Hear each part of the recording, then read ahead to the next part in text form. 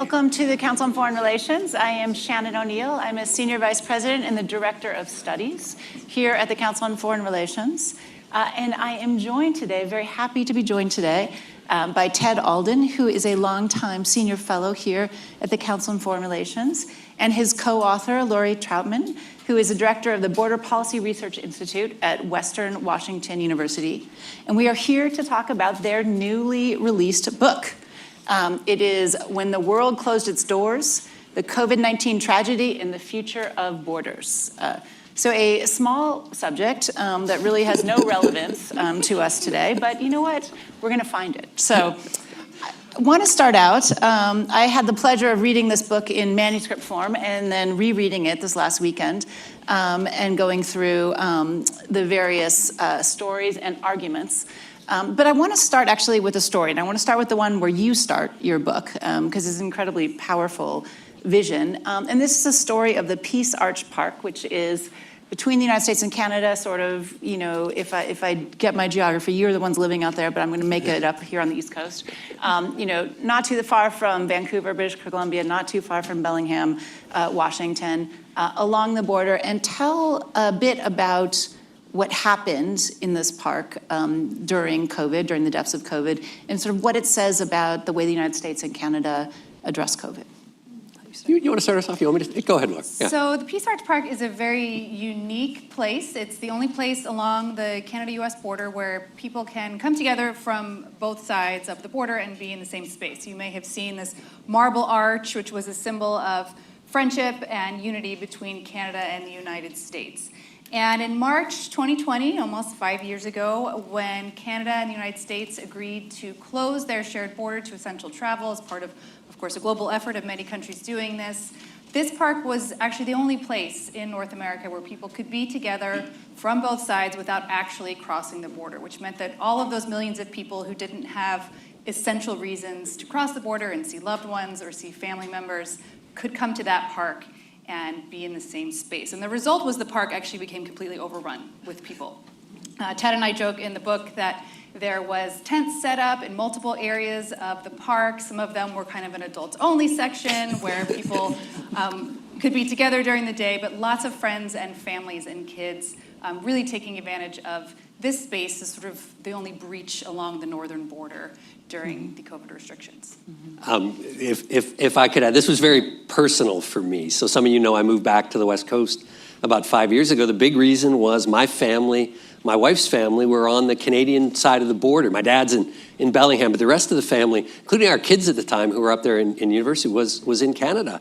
And this was the only place where it was possible to see my family. And you know, we were aware that lots of other people in the world didn't have that extraordinary privilege. Peace Arch really was a unique place across the world, and we checked out some other places with some similarities. So I saw my mother there basically every month, even in the cold months. And in that summer of 2020, as Lori said, there were 1,000 people in the park, tents everywhere. Our opening chapter is called The Summer of Love.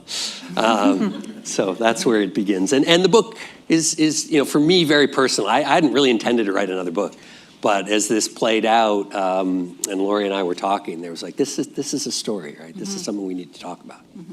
Maybe you could remind us, and especially for people who didn't have connections to Canada, remind us a little bit about what the United States and what Canada did, sort of how their policies differed in terms of addressing COVID at this time. So we had our agreement on limiting non-essential travel, which in theory was the same with the United States and Mexico. But we did things very differently. We sort of agreed to let cargo continue to move. We agreed to let what we defined as essential to move back and forth across the border.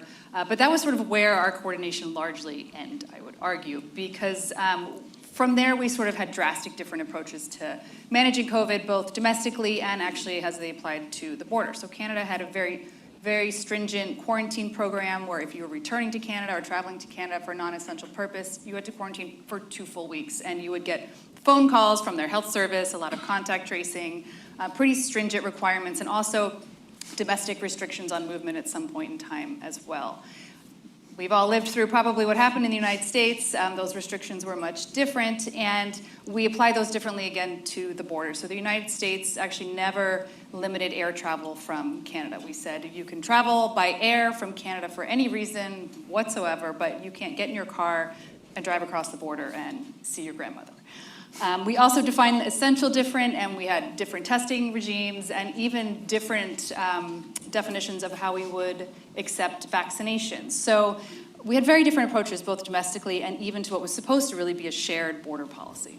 And it just kind of two things to add on that. The first book I wrote after I joined CFR in 2007 was about the border and immigration measures after 9/11.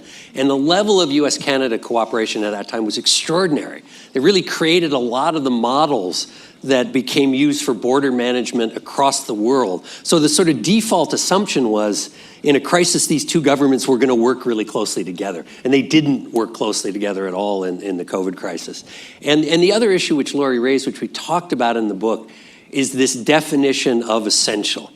There was a decision made that certain people would be permitted to cross the border. And, some of it makes a lot of sense. Healthcare workers, all trade was declared essential, which again is sort of an interesting decision when you think about it. You go back to wartime, we would ration things because we wanted to save resources for other things. But all trade, whatever needed to cross borders to fill up the grocery store shelves, that was all essential. But when individuals tried to cross, you had these individual border guard decisions on what was essential and what wasn't. We tell a story about a couple, Canadian girlfriend, Washington State boyfriend. She discovers she's pregnant after the border closure, has a miscarriage. He wants to come join her. They've got a letter from the doctor. This is urgent. The boyfriend needs to be with her, and the guard says, no, that's not an essential reason for crossing. So we do a lot of writing in the book about this concept of essential and what that meant in the context of border closures, who was essential and who was not. And then, of course, domestically, there were a lot of essential workers who had to go and show up at work whether they wanted to or not. So we do a lot of thinking about that in the book. Mm-hmm. Well, in the book, you look very closely at the United States and Canada, but you really look at policies all over the world and what people did at borders all over the world. So could you put, we experienced what happened in the United States, many of us, others, Canada, you experienced that. Where did this fall on the spectrum of sort of heavy hand or lighter hand? So perhaps you could give us an example of sort of the most extreme, sort of the harshest measures and what the thinking was there and what they did. And then maybe we could talk about, a country that perhaps had a different approach to this and didn't close their borders so tightly. Yeah, maybe I'll start with a harsh example or two. Maybe, Laura, you can talk a little bit about Europe, which tried to find what we saw as a little more sensible middle ground. The strictest measures were taken by Pacific Rim islands, particularly Australia, New Zealand, Japan. And there's some logic to that, right? We have a big, long shared land borders in the United States. Closing those borders is very challenging. If you're an island, it's a little easier to shut off. And so those countries relied heavily on border restrictions, but they did so in a way that, the more that we began to delve into this, the more kind of shocking it was. New Zealand was seen as an outstanding performer during COVID because it kept its case numbers quite low. New Zealand was a great place to be during COVID. They suppressed the virus for long periods of time, but they did it through this very rigid border and hotel quarantine system. So the only people who could come back to New Zealand were New Zealand citizens. And when they came back, they had to stay in a limited number of hotel quarantine facilities for 2 weeks.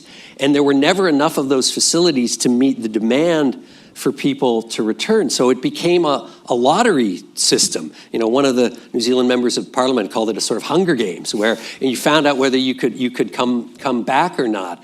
The Prime Minister in New Zealand, Jacinda Ardern, used to talk about our team of 5 million in New Zealand.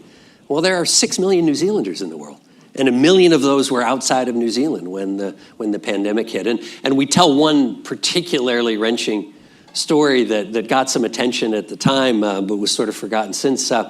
This woman, an Al Jazeera reporter, New Zealand citizen, working out of Afghanistan, goes back to Qatar, to Doha, to the headquarters of Al Jazeera, discovers there she's pregnant, goes to the doctor. Doctor says, you got to get out of here, right? This is a fundamentalist Muslim country. You are an unmarried, pregnant woman. She tries to apply to the lottery for hotel quarantine. Her number keeps not coming up. She petitions the New Zealand government. They say, no, you just got to keep applying. Finally, desperate, her boyfriend's back in Afghanistan. He's a New York Times photographer. She petitions the Taliban government.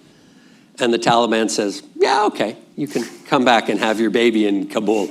And she gets back to Kabul. We have this amazing picture that she shared with us in the book of her standing on the porch in the rubble of Kabul in the background, and her just showing a little bit at that point. And once she gets to New Zealand, gets a lawyer in New Zealand, applies for emergency override, says, I need to come back, right? This is an urgent health situation.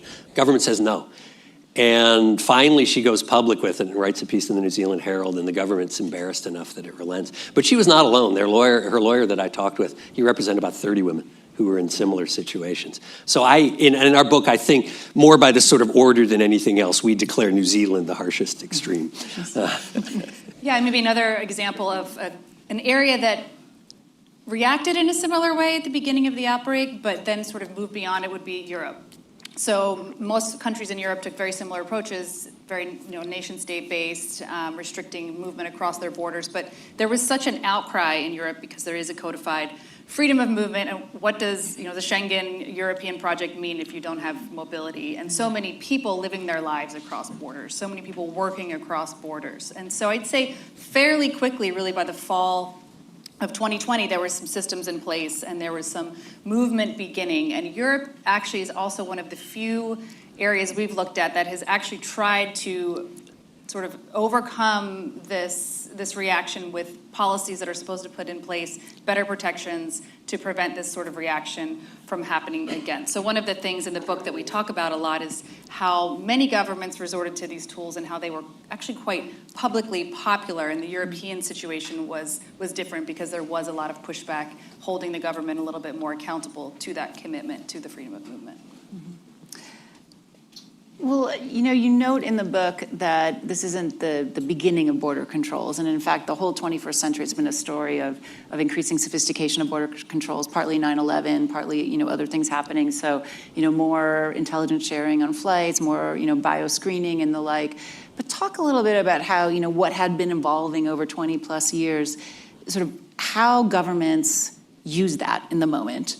And maybe what they expanded or what they innovated with during COVID. How do you see that in different places? Sort of the use of the tools that had been there, and then what did they do with them? Yeah, I mean, we argue in the book that COVID in a way became a kind of proof of concept for border control tools that had been in development for quarter century at least, longer in some ways, but particularly since the mid-1990s and then really after 2001. So border control has become much more sophisticated, with identity documents and screening tools and advanced information. We know a lot more about who is crossing borders than ever before. And all of these tools were deployed during COVID, particularly as part of a selection effort, right? Figuring out who would be allowed in and declared essential and who would be kept out. And, we hear a lot in the debate. We hear it today. We heard it in the 2024 election about borders being out of control. Well, COVID shows that actually if they're determined enough, if they're willing to declare an emergency, if they're willing to use all the tools at their disposal, governments today, in fact, can exercise a great deal of control over borders. I mean, the scale of the borders during border closures during COVID has no historical precedent. I mean, even in wartime, there was never anything as dramatic and comprehensive as what we did during COVID. So I think it showed both the capacity of the tools that have been developed to exert greater control over borders, but also the potential for misuse. The massive executive, in many cases, overreach that we saw and the lack of either legal or public constraints. Laura can talk a little bit about how popular a lot of these measures were. And so there really weren't countervailing forces telling the governments, maybe in some ways, we get that you're worried about COVID, we get that it's serious, but this is overreach. And there really was no mechanism for pushing back on what the governments were doing at the borders. Mm-hmm. Yeah, and a key difference maybe too that we talk about in the book is that we kept cargo moving, we kept goods moving, and after 9/11 that didn't happen immediately. We had trucks lined up waiting at the border, businesses were really angry, supply chains were falling apart. That didn't happen this time. because of sort of this new experiment with how to manipulate what we thought should continue to move and then what we thought shouldn't continue to move. And one of the points that we raise in the book is that this is sort of a little bit of a theater, right? The border can be kind of a place for political theater to take place to show publics that you're protecting them, even though the border really isn't necessarily the place to be exerting that sort of control, especially for infectious disease. I mean, we argue that COVID made border closures much more usable than they had ever been before. They legitimized border measures to a far greater degree than we had seen before. Mm-hmm. Well, given that, let me ask you, sort of as you look forward, taking what you learned with COVID and looking forward to where we might be headed. And you know, we were talking earlier, I noted there's a hearing in the Senate on Thursday that is about putting back in place the Remain in Mexico policy and also potentially Title 42. So bringing back healthcare or health emergency as the way to close the U.S. border, particularly to migrants that are coming over. So that will be a discussion happening Thursday morning in the Senate. So talk a bit about, if you would, well, what are your thoughts on that, bringing back Title 42? But what this means as you look into a new government coming in, a new set of policies, how do you see the Trump administration using some of these things? So the final chapter of our book is based on a series of interviews we did with Dr. Martin Cetron.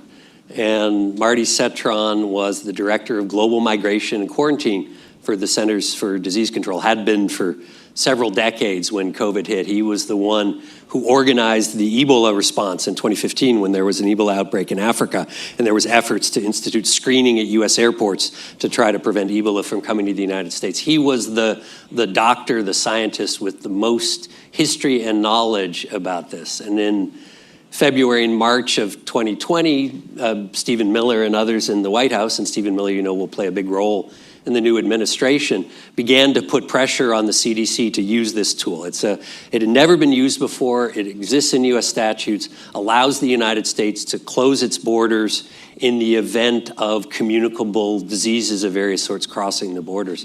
And Dr. Cetron said no. He said, my scientific judgment, the judgment of my team, is that COVID is already widespread here in the United States, that the likelihood of significant introduction of additional cases from Mexico is very low. This is a misuse of Title 42. I won't sign off on it. It got kicked up to his boss, Dr. Robert Redfield, who signed the order. The incoming Trump team is talking about bringing back Title 42 on day one and finding some other rationale. I mean, I don't think it'll be COVID. Maybe it'll be tuberculosis. Maybe it'll be RSV.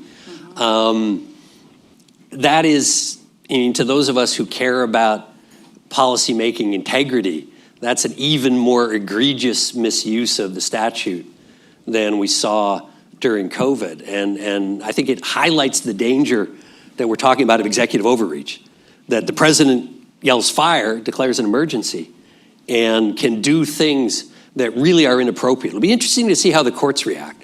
The Supreme Court upheld the maintenance of Title 42. The court history is slightly complicated, but some were quite critical. Justice Gorsuch, for instance, said this is appropriate, is inappropriate. We're using a health statute for another purpose, which is immigration and border control. So I think it's a very bad idea. They will clearly do it anyway.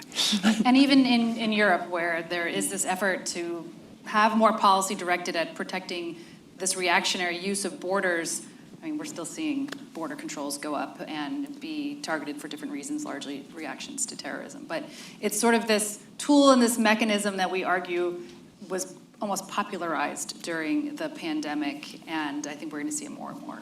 Again. You know, the one other thing that maybe we can touch on, I'll just mention briefly, and maybe people want to ask questions about it, but one of the things we came away with very strongly, it's not that you know, border controls weren't necessary during COVID. I mean, in a lot of ways they were, of course. I mean, restriction of movement was one of the ways you prevented the pandemic from spreading, but they only worked well in conjunction with a lot of other measures. And I would argue very much the same thing about, you know, dealing with unauthorized migration or terrorism or drugs. the notion that you can set up this wall, as it were, and keep out all these bad things is a fantasy. You have to work with your neighbors, has to involve other domestic tools.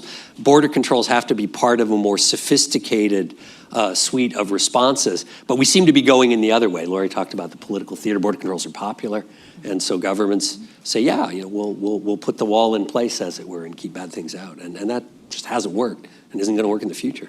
Well, how do you elaborate? Because you have the case of South Korea that had a much more coherent and cohesive policy, and that one seemed to work a bit better. So explain what they did, perhaps, in this case. South Korea is a really interesting case. South Korea, I would argue, was the one significant advanced economy that actually followed what it agreed to do under the WHO rules.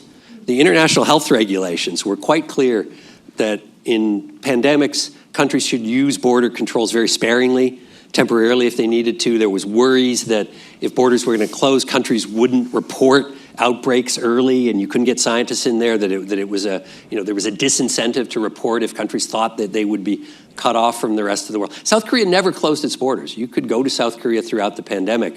You had to quarantine, and that dissuaded most people. If you didn't have a very, very good reason to go, you wouldn't go, because you had to quarantine for 14 days, and they monitored it pretty closely.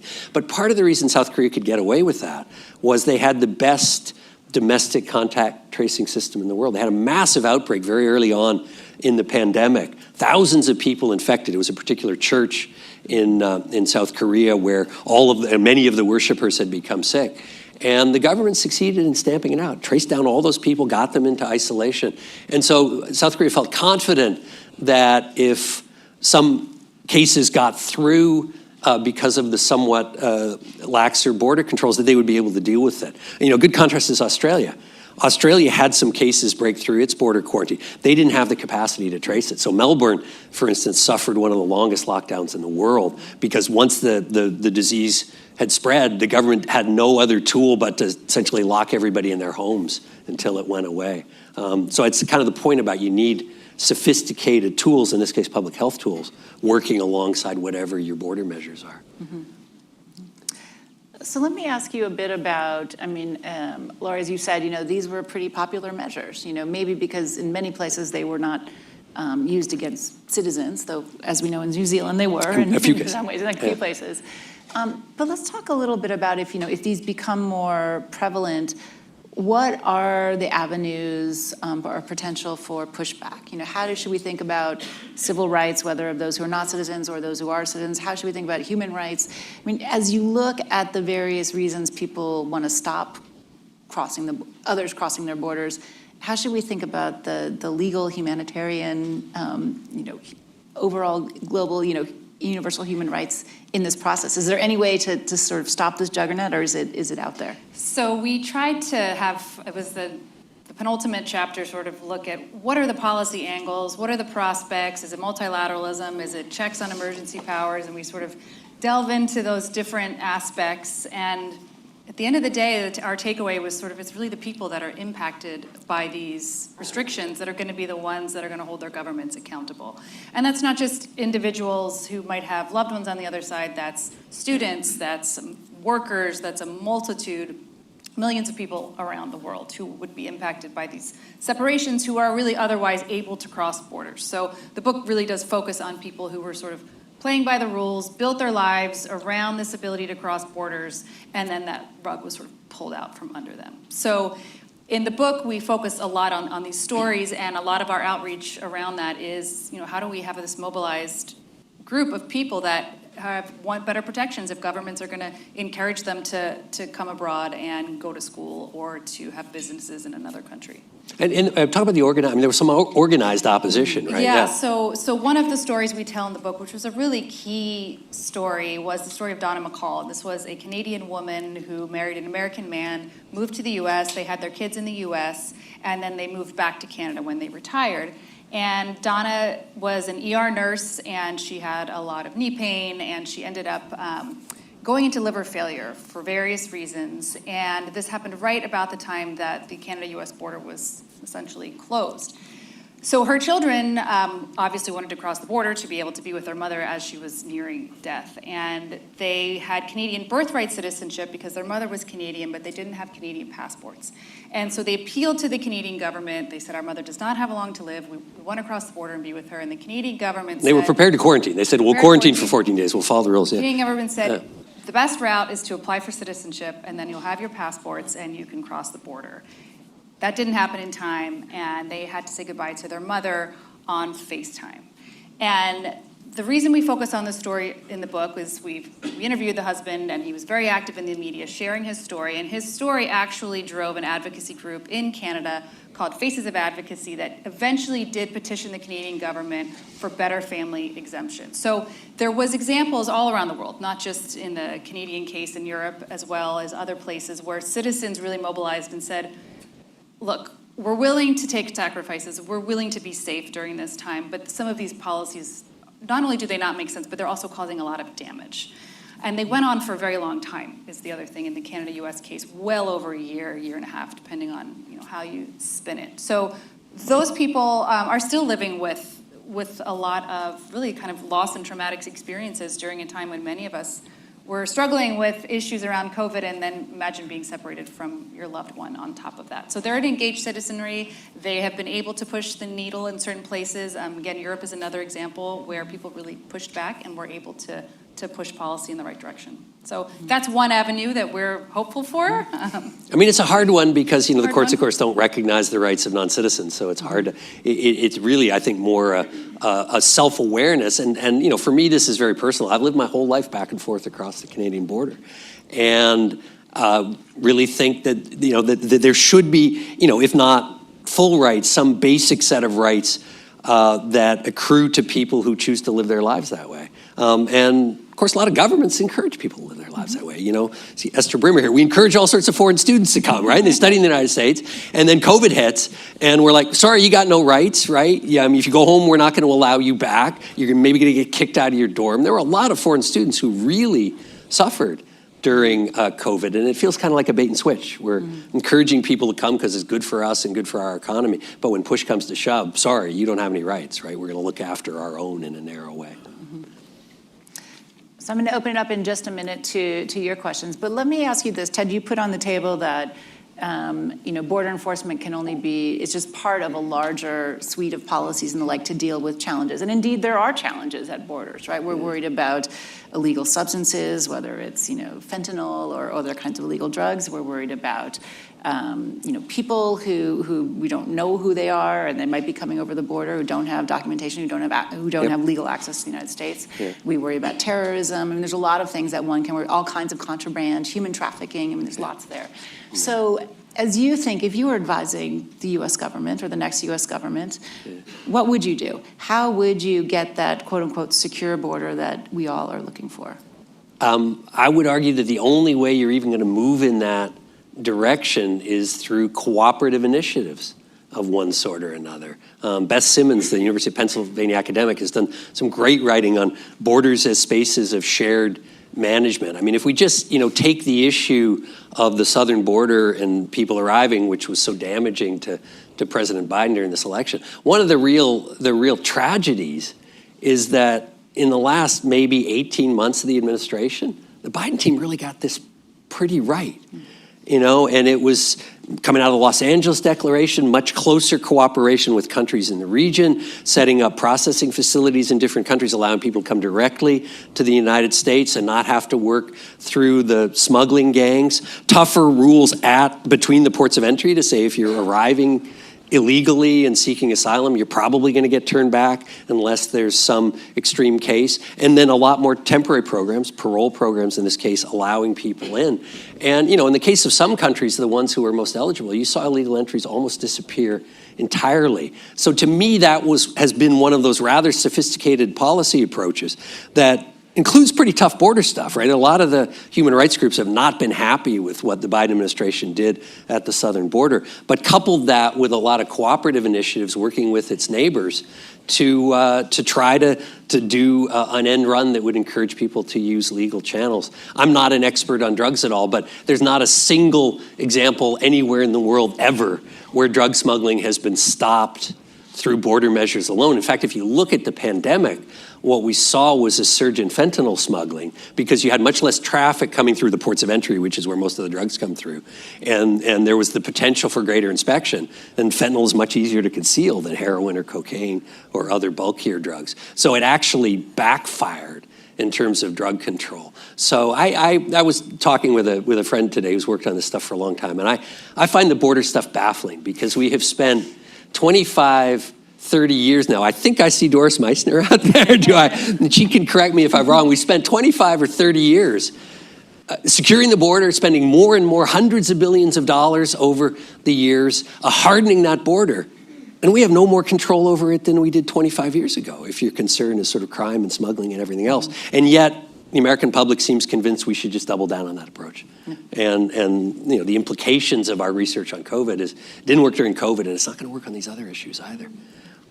Yeah, maybe I'll just add, I mean, the U.S.-Canada case, which is sort of my sphere, you know, key component to that cooperation is intelligence sharing to develop a risk management framework, which we did really well after 9/11. We did some amazing things. You know, we have trusted traveler, trusted trader programs that have taken off, that have allowed us to secure the border while still enabling flows of people and goods to move through pretty efficiently. And unfortunately, coming out of COVID, even before the recent events in Canadian politics, we really weren't innovating like that together moving forward. It feels like Canada and the US went into COVID with very different hats on and came out even farther apart in terms of coordinating on our border policy, and that does not bode well for the Canada-US relationship, for border management more broadly. And I suspect with the new administration coming in, we may unfortunately see a little bit more of the Canada-US border relationship resembling a bit of what's happening on the southern border. We're already hearing that in a lot of rhetoric. One quick note to add to that. They're shutting down Peace Arch Park. I was just going to ask you, you say that at the end, Yeah. so what happened to that park? Well, it's there, but the nice meeting areas where I met my mother all the time are on the Canadian and U.S. sides. They have picnic tables and facilities and restrooms. There's a sort of area in the middle around the Peace Arch where you can meet, but there's almost nowhere to sit. You know, it'd be okay on a nice summer day where you can put a blanket on the grass, but the Canadians have fenced off their side of it, and the U.S. hasn't built a structure. I mean, it's not a big fence. It's about that high. You could jump over it, but the symbolism is clear. And the U.S. side Border Patrol agents are now posted in the park. You can't walk from the Canadian side to the U.S. side anymore. And during the pandemic, a lot of them came directly from Canada. Sorry, go ahead. Yeah, and it used to be a place where you didn't have to have your documents on you, and now you have to have your documents on you, which also gives you a sense of how that whole atmosphere and that whole idea of a peaceful, you know, relationship in that space is just really, really shifted. It was in some ways the most famous peace park in the world, and the one that actually worked. And they're shutting it down. They're shutting down. They're not going to let that happen again. Yeah. Well, on that note, I'd like to open it up to your questions. The anti-peace park. I'd like to invite members to join the conversation. I'd like to remind everybody that this is an on-the-record meeting, and so please raise your hand if you have a question please, right here in front. John Nicholson, CFR member and friend of Ted. So this is going to be a softball, right? Yes, softball question. The topic of the Mexican-U.S. border didn't come up in the conversation so far.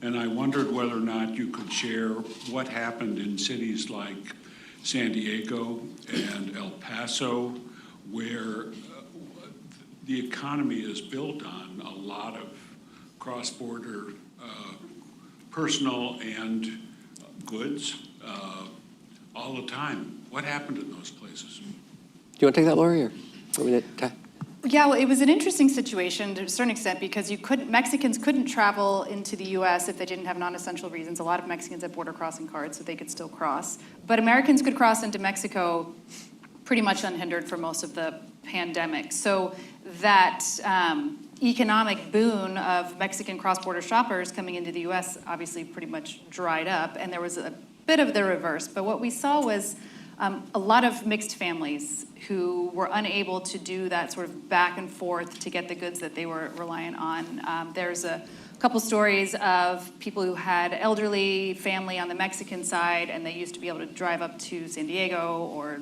Laredo or wherever, get the pharmaceutical goods that they needed and come back. And even for people that were still able to cross, who might have had a border crossing card or an essential reason, they found themselves waiting at some ports of entry for hours because of the reduced staffing and because of some ports were closed. So even on paper, if the policy enabled them to cross, in reality, their lives were incredibly disrupted.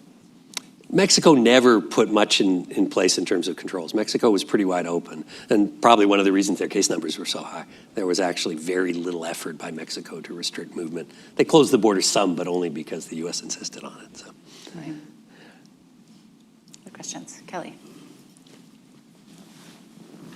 Thanks, Kelly Wyman-Hawk with McClarty. Can't wait to read the book. I'm wondering if there were any lessons learned from the COVID period as far as the impact on sectors of the U.S. economy. Everyone's speculating if we're going to have a clampdown on immigration, ag sector, meat processing gets talked a lot about. Just wondering if there were any surprises as you were researching the book as far as other U.S. sectors that were impacted by the decrease in immigration and migration. Thank you. Yeah, I mean, I'm not certain that what the Trump administration is talking about now will have the same impact as some of what happened during COVID. I mean, COVID's biggest effects were in service sectors of one sort or another. And a lot of the impact was on the workers themselves, including a lot of migrant workers. And you saw this across the world, not just in the United States. I mean, we write in the book about cruise ship workers and container ship workers and the effect on a lot of global service workers. And it was really, really harmful to these individuals and to the industries that they were connected with. There was also a general slowdown in immigration in the United States because a lot of the processing shut down. I think what we're talking about now with the new administration's deportation plans is going to hit much more directly at those sectors that employ a lot of undocumented migrants. So think construction, and we're going to need to rebuild Los Angeles. I mean, it was a lot of undocumented migrants that rebuilt Houston after the hurricanes. A lot of those people may be removed. Agriculture, about 40% of the California agricultural workforce is undocumented. Hospitality industry, so service industries are somewhat affected there. So I think the economic impacts will be a bit different than what we saw from COVID. But you know, the parallel is that there are a lot of sectors of our economy that depend on migrant workers, and those got hit during COVID, and they're going to hit hard if the removals are anything like the scale this administration is talking about. Well, let me ask you about how. I'll come to you in a second. Let me ask you how they were able to segment the movement of people and the movement of trade. And I particularly think about as we look at, a new administration hardening perhaps of the U.S. southern border at a time when U.S.-Mexico trade has increased dramatically, right? So we've become the #1 trading partner of the United States, depending on the month and depending on the flows. We've seen sort of a nearshoring boomlet happen. How do you manage to let the goods flow, but not the services and not the people? Well, during COVID, I'd say that very broad brush stroke of these buckets of essential and non-essential allowed for a lot of wiggle room. And as Ted mentioned earlier, it really depended on the officer who was in the booth when you arrived. So if you were somebody crossing for a commercial purpose, but not in a traditional sort of, driving a big truck, you just had to make your case at the border that what you were doing fell in line with what was essential, and the officer would just basically decide. So a lot of discretionary authority for the movement of goods, and a little bit less so for the movement of people, which is what we certainly saw during COVID. I mean, mostly in North America, all trade was declared essential. And that was even true internationally. I mean, container ships continued to come. The container ship workers were trapped on their ships. You had a lot of them who were there 18 months and more, couldn't get off their ships because, no country would let them come into the port. But the goods moved back and forth. There were some countries that tried to control the trade element more seriously, China being a good example. So, in China, when goods were dropped off, you had, these teams in hazmat suits, essentially, and the ship workers couldn't get off, and the stuff all had to be transferred there. At the land borders with China, you actually would have, trucks from Kazakhstan come up, and they're machines that would crane the load over to the other side, and the Chinese driver would take the truck. So, China was aiming for zero COVID, and so that actually required a rather more rigorous set of controls on trade. In North America, we seem quite willing to tolerate the COVID cases that resulted from the movement of transport workers. If you look in South America and Africa, the studies all show that the spread of COVID followed the transportation routes because they never shut down the trucking industry, and the truckers would, invariably spread the load. But there were a lot of trade-offs made, and that was a price that most countries decided they were willing to pay, right? If the grocery store shelves were empty, they were going to cause public panic. So trade needed to go. It's not that there weren't shortages, there were, but the disruptions were much less than on the movement of people side. Great. I think we have an online question. We'll take the next question from Sean Randolph. Hi, Ted. Sean Randolph in San Francisco. Great to see you. I may have missed it, but when you were talking about Europe, during COVID, Sweden was something of an outlier in keeping its economy more open, certainly than anywhere else in Europe and here. I haven't heard much since then about how, in retrospect, that played out. So are you able to say something about the Swedish experience and how that worked out compared to Europe more generally?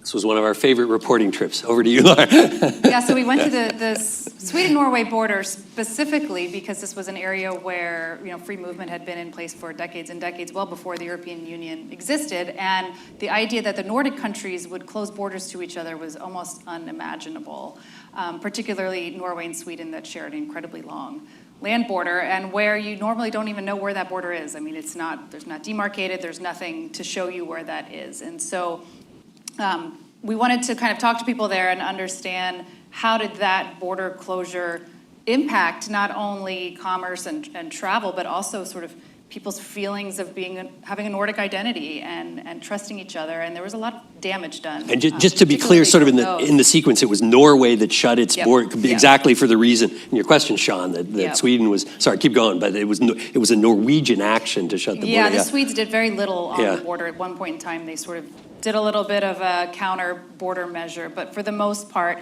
they had a very different approach to COVID. They had, I think epidemiologically it's questionable as to whether or not it was a success or a failure. They had a lot of deaths early on, particularly in nursing care facilities.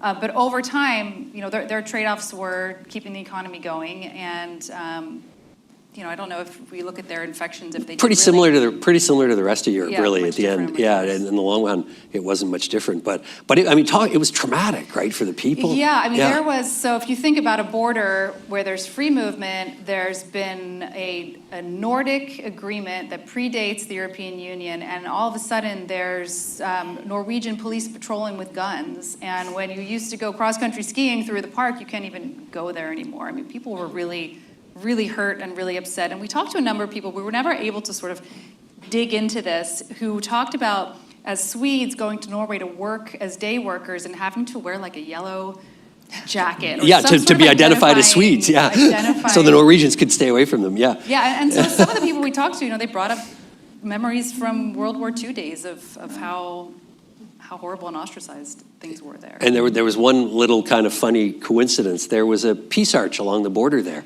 That looked a little bit like the Peace Arch in Peace Park. And people would meet there, only it wasn't a shared space. They had to meet physically, the one side of the border and the other side of the border. They could set up chairs and talk. But the problem is that the only bathroom was in a gas station on the Swedish side. And if the Norwegians went over and used the Swedish bathroom and were found by Norwegian police coming back, they had to pay, what was it, $1,100 fine or something like that. It was big, yeah. Excellent. Anya.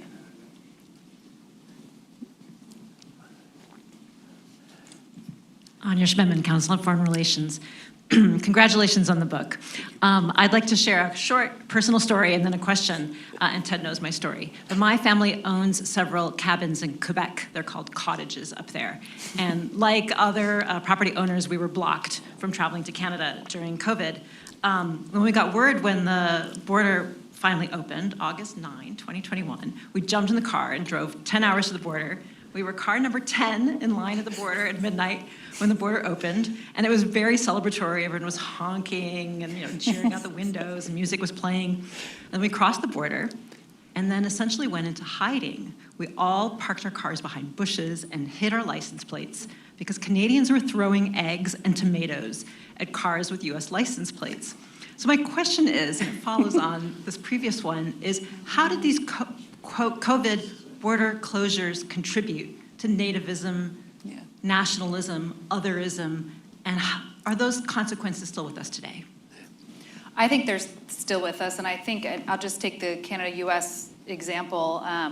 Going into COVID, we had pretty bad relations at the national level between Trump and Trudeau.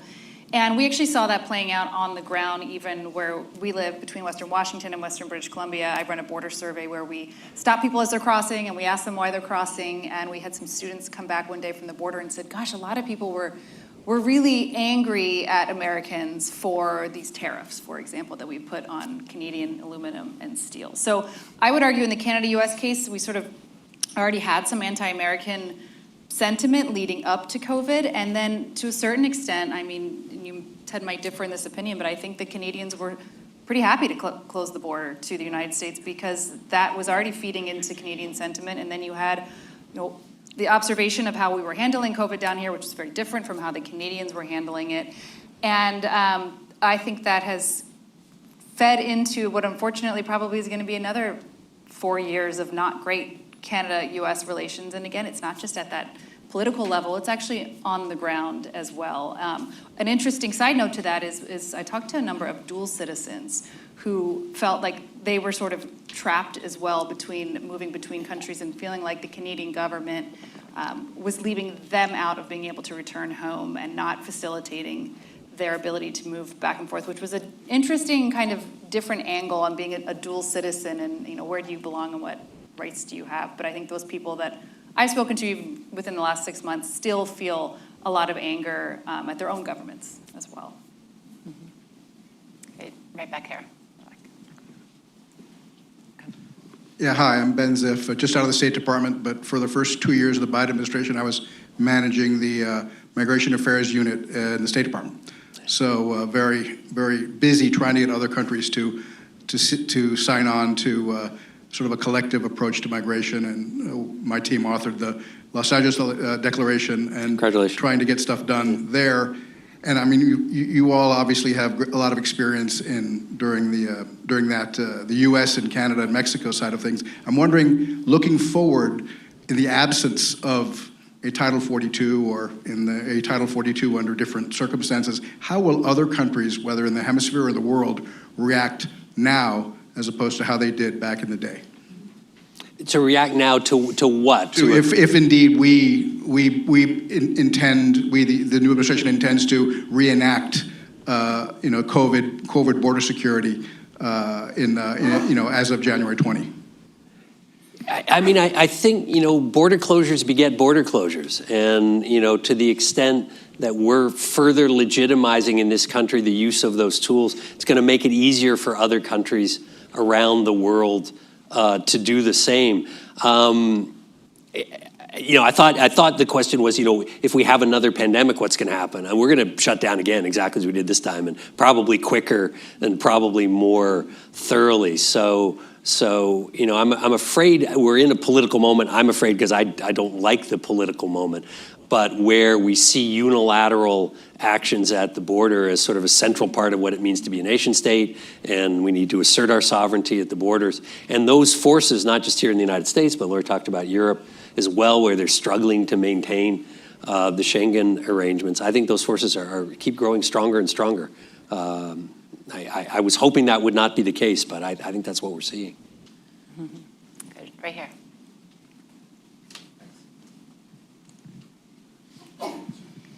I'm Jimmy Colker, part-time at the State Department's Bureau of Global Health Security and Diplomacy. And you rightly pointed out that no country that actually closed borders followed the international health regulations, which set out conditions under which border closures would just be justified for public health reasons. Not a single one, and almost none of them even made reference to what the conditions would be. And Title 42 is, again, going to be a misuse of public health for other reasons. What can the public health or global health community do, like Marty Citron was talking, just to try to make this rational so that if there are border closures, they'd actually be effective in protecting people from disease rather than the political theater?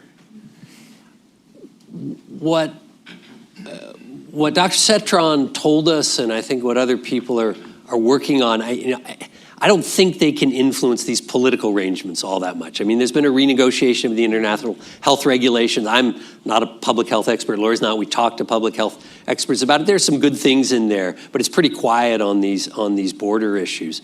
I think where his work was focused at the end, and the people who have followed him, is early warning.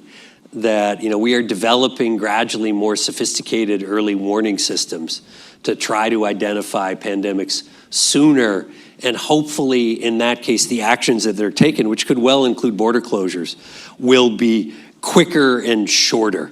We're quite sympathetic in the book, particularly to governments in the early stages of the pandemic. Because, think back, we didn't know how contagious COVID was. We didn't exactly know at the outset how it was transmitted. We didn't really know what the death rate was. We knew it was serious, but we didn't exactly know how serious. And we knew from the public health research at the time that if you were going to use border measures, you needed to use them pretty quickly. They needed to be hard and they needed to be quick. Otherwise, the disease had jumped into your country already. So there was some pressure on governments to act very quickly if they were going to use border measures. Looking back on it, no country acted quickly enough. And we can imagine, I hope if the science on this stuff keeps getting better, when we confront a similar situation, the action will be quicker, it will be more effective, and hopefully shorter. A lot of our criticism of the border measures in the book is not at the outset so much. Remember, there was no vaccine. There were reasons to be quite worried, but how long they lingered. New Zealand, Australia didn't open until well into 2022. China didn't reopen until the beginning of 23. We didn't get rid of Title 42 until May of 23. And so those measures became less and less justified as the pandemic wore on. So I think that's what the public health professionals are trying to do, but they're not going to control these decisions. They didn't control it during COVID, right? Right here. Stephen Beller. I'm a historian. Did you look at the effects of the Spanish influenza on politics, especially the 1924 immigration law? No. It strikes me that the pandemics create fear, and a fear of communicable diseases, which ends up being completely exploited for completely the wrong reasons, which is the 1924 immigration law. But the irony is that also leads to terrible economic choices, so that Herbert Hoover, in the spirit of the 2024 immigration law, ended up having American jobs, real jobs for American citizens, or American jobs for American citizens, and had deported 2 million Mexicans, including about 1 million American citizens, back to Mexico, plus the Smoot-Hawley tariffs, which was a disaster for the world economy as well. So what's your, I guess, does history teach a lesson here? There are, not just on immigration, but on trade and a lot of other things, a lot of parallels between the 1920s and today, and we don't know how that's going to play out. But the place where we saw the biggest impact, interestingly, was New Zealand and Australia. And if you're looking for a historical answer to why those countries shut down so hard, it went back to the experience of the Spanish flu. New Zealand stayed quite open during the Spanish flu, never particularly restricted movement in and out. There was a lot of movement associated with the First World War. New Zealand never really closed down and had very, very high number of deaths from the Spanish flu, particularly in its indigenous population, the Maori population. Australia was tougher. It still got hit, but it was tougher in restricting movement. And a lot of Australia's biosecurity legislation comes out of the experience of the Spanish flu. And the Australian government has pretty extensive powers, largely immune to court oversight, to shut down the country in the event of communicable diseases. And New Zealand, very much learning from that experience, went much more down the Australian road this time. So that was a sort of case of historical memory where both countries, particularly New Zealand, felt like they hadn't acted quickly and effectively enough the first time around to shut. And I would argue this was a kind of overcorrection to the Spanish flu era. So that was where we saw the history stuff, I think, most profoundly. The question back there.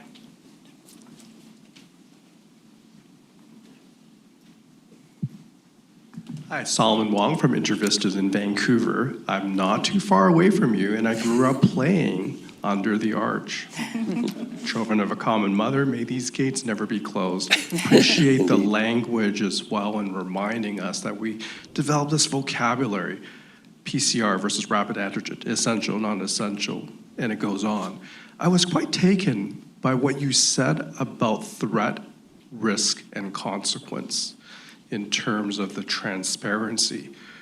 The question is, how do we deal with this as the perception of individual states for each of those terms, threat, risk, and consequence, is wildly different? And how do we deal with a range of other threat, risk, consequent measures and the equation that's different between countries? Maybe I'll just take a first stab at that. Again, in the US-Canada case, where, as you mentioned, we defined our test requirements differently. You'd think that if any two countries would agree on that, it would be us, and that didn't happen. But at the same time, our economies are so intertwined, our communities are so intertwined, and at some point, agreeing to a common standard, whether that's something like regulatory cooperation issues where Canada might have a different standard than the United States, but we sort of come to a common understanding and something that enables us to continue to allow the goods and people to move across the border rather than sort of two different approaches that have no symmetry at all.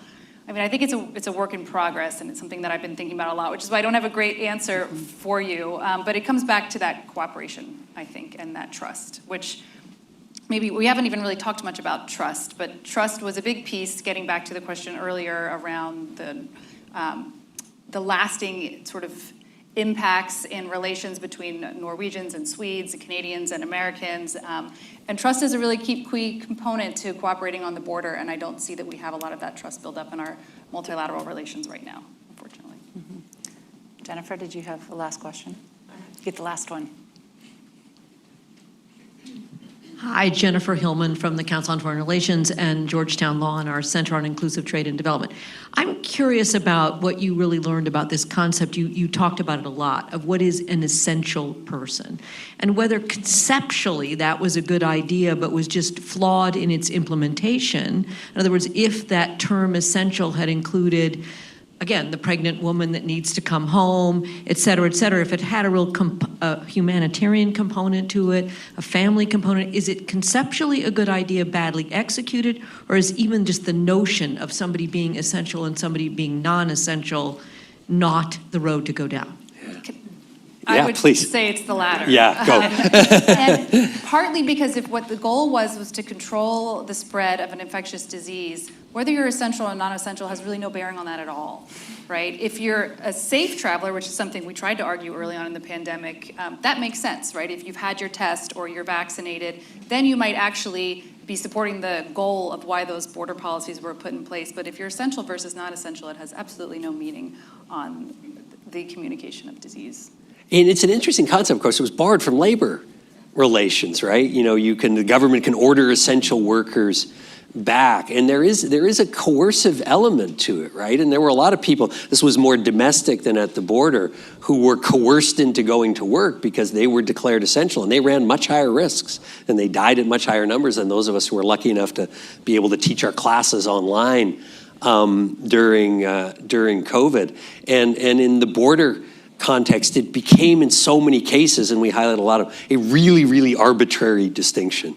So I'm very much with Lori. I don't think it was a good concept. It actually gets to the risk management question in part, because what you really want to be doing is trying to assess what sorts of movement pose the greatest risks and how do we mitigate those, as opposed to these very, very crude categories, which is what we used. And you're working on a project with folks at SFU, I think, to try to get more sophisticated on that stuff going forward, so we have a better set of tools and understandings if and when, in fact, we confront the situation again. Well, as you found, there are many reasons. Well, this is really a lesson in what happened in recent years, in our recent history. There's many lessons for today and for the years to come.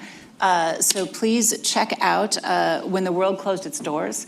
If you want to share this conversation with others who weren't able to be here tonight, either here or online, it's going to be posted on CFR's website. So please share it. And for those in the room, there are books in the back that I'm sure our two authors would love to sign. So in the meantime, please join me in thanking Lori and Ted for an excellent conversation.